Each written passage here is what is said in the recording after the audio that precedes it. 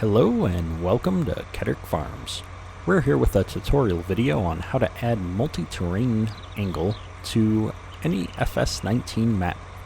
We happen to be playing on the Minnesota Millennial Farmer Map for this tutorial, but this tutorial should work for any FS19 map.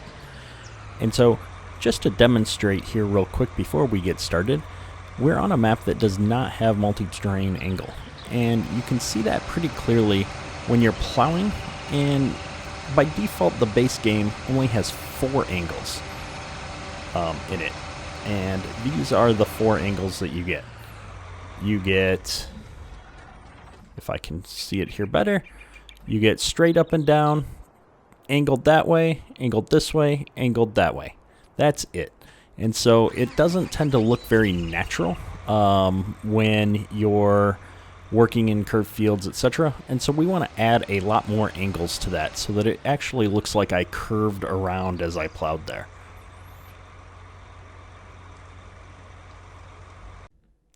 So the first thing we're going to need to do is head over to gdm.giants-software.com, and I'll have a link to this in the description below. And once you've got an account set up on GDN, you can go to the downloads link here, which is the page that we're on, and you're going to need 2 things. You're going to need the latest version of the Giants editor. I'm using this Giants editor 8.2.0 for everything that we're doing today. And then you're also going to need this GRLE converter version 7.0.1. And so go ahead and download both of these files. I would go ahead and install the Giants editor on your PC. And then I will walk through what to do with this converter here. Once you download it, you'll have a zip file. All you need to do is unzip this to a directory so that you can get to the files inside of the directory. So I've gone ahead and unzipped this right here, and it's got a set of files here that we're going to need to use for a step a little bit further down the line. So once you get the Giants editor installed and you've unzipped the GRLE converter, the next thing that you're going to need to do is go into your mods folder. And so I'm going to go ahead and bring down my mods folder here, and we're going to need to unzip the map files. And so I've got a lot of mods in here, like I'm sure many of you do. But if we come down here, we're going to find our map. And in this case, it's the FS19 Millennial Farmer Map. And I'm going to unzip this right here. I'm using 7-zip here. You can use whatever zip utility that you want. But I'm going to unzip that right into the same directory. And then I'm actually going to delete the .zip file because we're going to use the unzipped version of the map while we're working on it and to do all of our testing. And then when we're all done, we can zip that back up. And so if we come into the actual mod directory now, there's a few things that we want to do. The first thing that I want to point out is that a lot of the steps that I came up with to accomplish this, I actually found on the Giants forum, specifically in the German part of the Giants forum. So if you're like me, you use a lot of Google Translate to translate the comments. However, what I noticed is when I put the link in the description here and you're going to follow it, if you allow Google Translate in Chrome, at least the version of Chrome I have, to do your translation, the spoiler buttons don't work. And so you need to switch back to German to get the spoiler button to work, to get the code here for the post that I'm going to link in the description of this video. And this is an edit to the original post that Steggy made back for Farming Simulator 17 on how to add multi-terrain angle to Farming Simulator 17.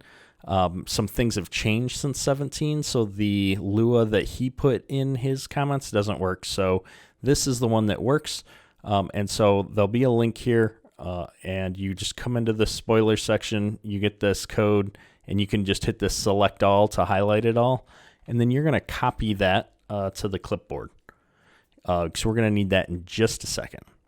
And so if we jump back into our mods folder here, where we've unzipped the map. We want to be in that directory. So if we're in the FS19 Millennial Farmer directory, right here at the root level, we're going to create a new text file. We're going to rename this text file to be called modmap.lua and get rid of that .txt extension. And so when I hit enter, it's going to make sure that I'm sure I want to change the file. And then we're going to open that modmap.lua in our favorite text editor. I prefer to use Notepad++. And we're going to just paste that text right into this file. Now, by default, this text has a number of additional angle changes set to 3. This is what is going to determine how many channels of angles there are. And so this is going a number of 3 here is going to give us 32 different angles for multi-terrain. And I have found that this is a good balance, works pretty well, looks reasonable. And so I'm just going to leave that default of 3 in here.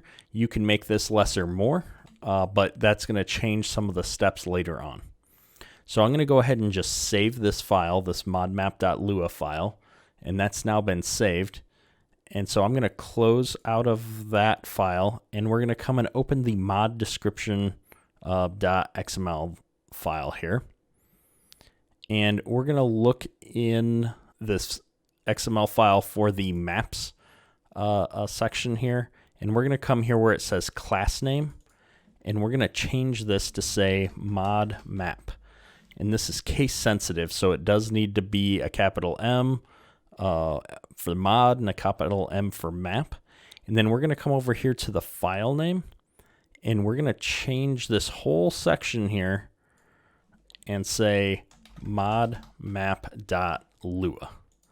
And this is a reference to the file that we just created, and we can get rid of that whole path because we've put that modmap.lua file right here in the base directory next to the mod description file.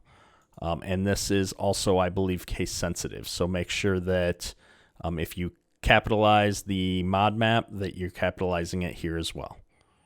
So that the case of this should match here and here in your file name. Once we've done this, we can close out of both of those files. We need to go and grab a file out of our Farming Simulator installation directory. So depending on where you've installed Farming Simulator 2, this could be in any different location. For me, I use Farming Simulator through Steam. So I'm going to go to my C, Program Files, x86, Steam, Steam Apps, Common, Farming Simulator 19, Data, and then Shaders. And in this folder, I'm looking for a file called groundshader.xml, which is right here. And I'm going to make a copy of this file, and we're going to go back to our mod folder. And so I have my mod folders here, and we're going to go back into this FS19 Millennial Farmer Map, and then we're going to go into the maps folder, and here where we find this maps US I3D file, we're going to create a new directory in this folder. So I'm going to click that new folder button, and we're going to call this shaders. And I'm going to go into this shaders folder, and I'm going to place that groundshader.xml file that we just copied out of our Farming Simulator installation directory. And then we need to actually edit this file. And so we're going to right click on that, and I'm going to edit it with Notepad++. And since this is FS19, this version of the file, you should be able to scroll down, and you're looking for a section, and it's line 210 in the current version, This could change at some point in the future, but essentially you're looking for this line that says angle equals cell, angle, etc., etc. We need to change two variables in this formula. And the main one here is where it says 4 times, and this is pi. We need to change this 4 to be equal to essentially the number of channels that we've added. It's going to double this number for every channel we've added. And so if you remember back here in the modmap.lua, we talked about how many angle channels we're going to add. We added 3. And so for this, we're going to take this 4 and we're going to double it 3 times. So if we double 4, we get 8. If we double 8, we get 16. If we double 16, we get 32. And so this is going to be 32 for the 3 channels of additional angles we've added. And then over here where you see this 3, this is 1 less than that other number. So this is going to be 31. And so I'm going to make those 2 changes, save this file, and we can go ahead and close out of all of those files.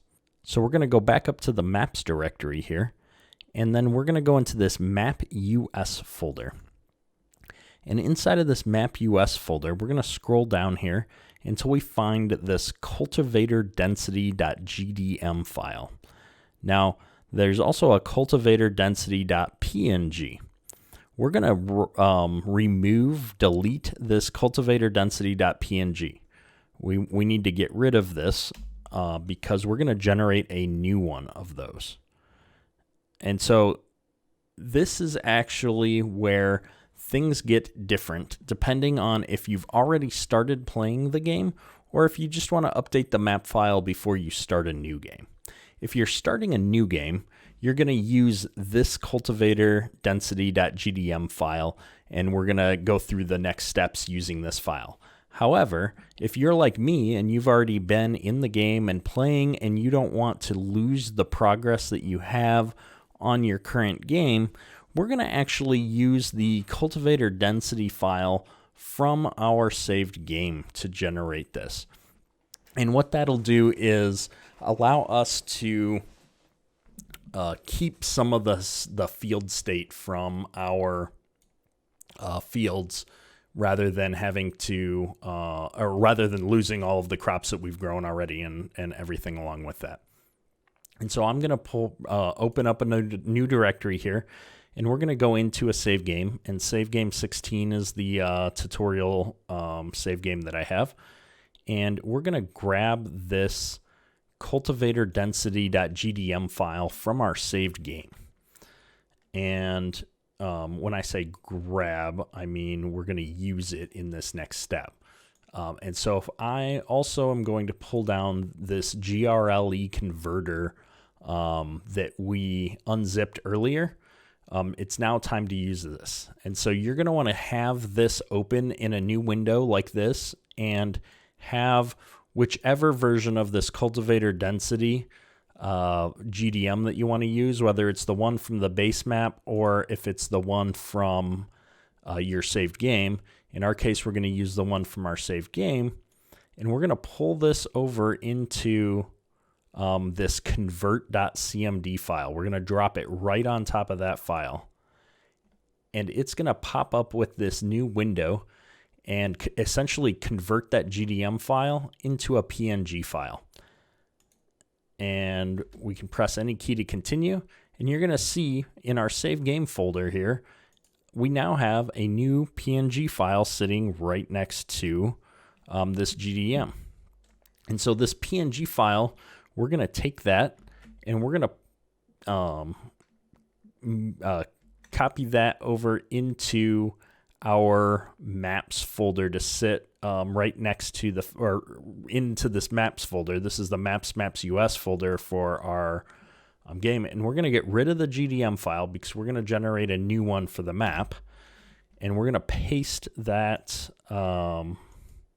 cultivator density.png file right into the maps US folder here.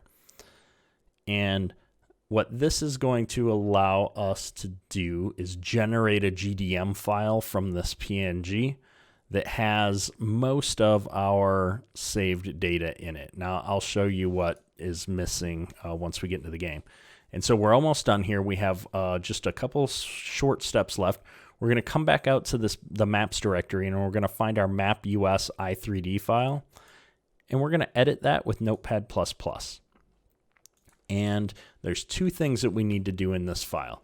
And so if you push Control F to bring up your find window, we're going to look for cultivator.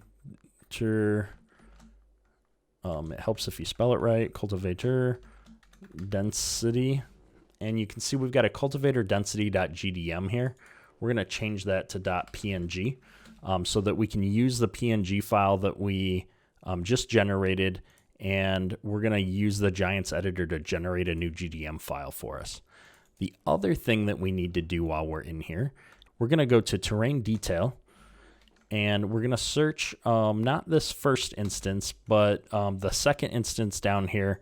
You're going to see we get a detail layer where it says terrain detail. We want this line, not the line below it that says terrain detail height.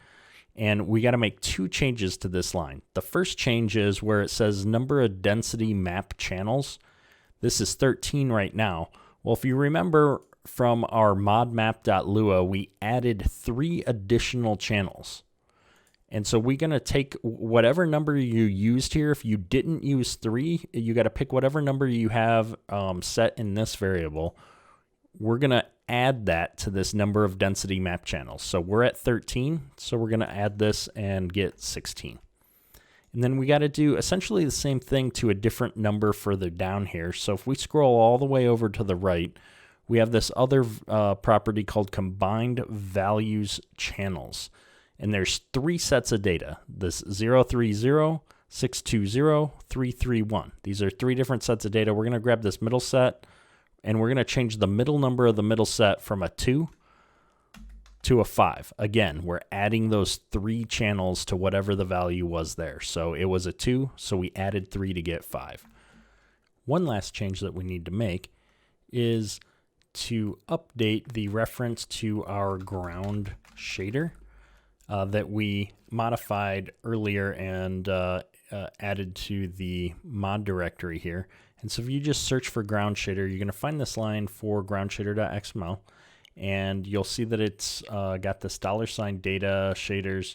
We're just going to remove this $ data slash so that this now points to the local shaders / groundshader.xml that we imported into our project. And so at that point, we can go ahead and save and jump out to the next step. Now that we've made all of the changes, we're going to just double click on this mapus.i3D file, and it's going to open in the Giants editor. Now, if you're like me and you have multiple versions of the Giants editor installed, it's going to pop up with this little window, and you're going to need to select which version. I'm using, and I recommend you use the 8.2.0 version. And when you hit OK, it's going to open up the Giants editor, which takes just a minute to load sometimes. It's on a different monitor of mine. Let me pull it over here. And you can see that this loaded up. And literally all we have to do once it's loaded up is go File, Save. And you can see down here in the bottom corner, it says exporting. It's creating that GDM file that we need.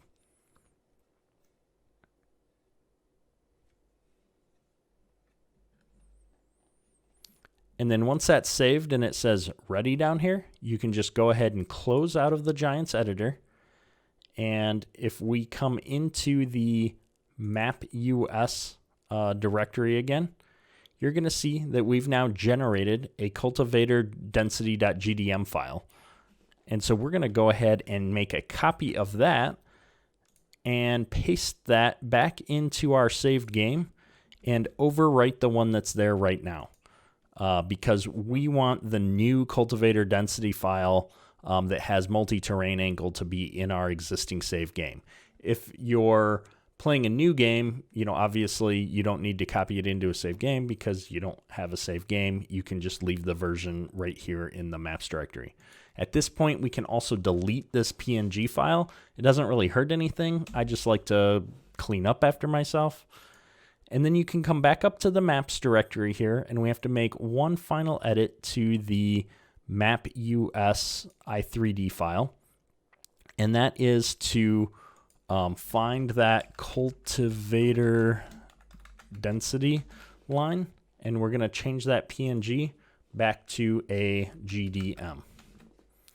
And this is going to have it read that GDM file instead of the image. So we can just close right back out of that, and we should be good to go back in and test the game. So we're back in game, and we're going to test out that our multi-terrain angle is working. So we're going to bring the same 8RX over here to this same field that we had, and we're going to try and plow this thing up. So let's go ahead and drop our plow. And right out of the gate, you can see that the plow texture is following our plow, and this just looks so much better than the base game for direction angles. So, kind of like my last video, there's always a gotcha with anything that I do lately, it seems.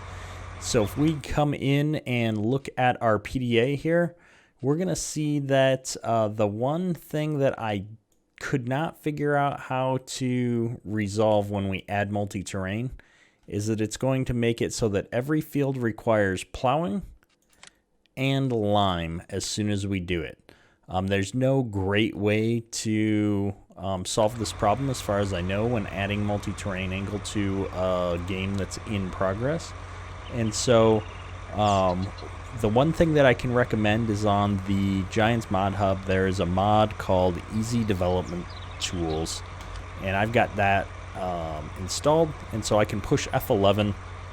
I can come into the Tools menu here, and I can go in and actually set the properties for that field. So in this case, this is field 1, and so if I come in here and set field to 1, my fruit type to grass because that's what's in the field right now, set my growth state to 2 because that's where we were at, fertilizer state, I can put it where I want it, and then I'm going to set plowing state to on and lime state to on to flip those states and just leave everything else.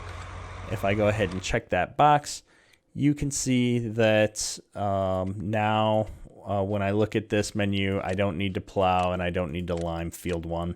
And so that's an easy way to kind of get around the limitations of adding multi-terrain angle to a game in progress. If you're worried about having to take on the plowing and lime penalties, that's an easy way for you to go ahead and reset that. Hopefully you found this tutorial helpful. It's a little bit more involved than some of the other tutorials that I've done, but I know a lot of people are very interested in getting multi-terrain angle onto their maps, and this is a much easier way to do that than other methods that I've seen. That's all for today. Kedrick, out.